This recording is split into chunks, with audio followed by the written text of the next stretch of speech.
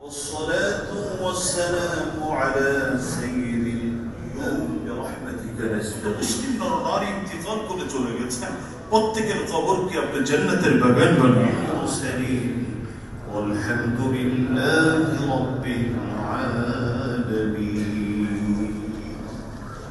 আজকে আমার আম্মার কুলখানি হলো এবং আমি চাই আপনারা সবাই তার জন্য দুনার জন্য দোয়া করবেন।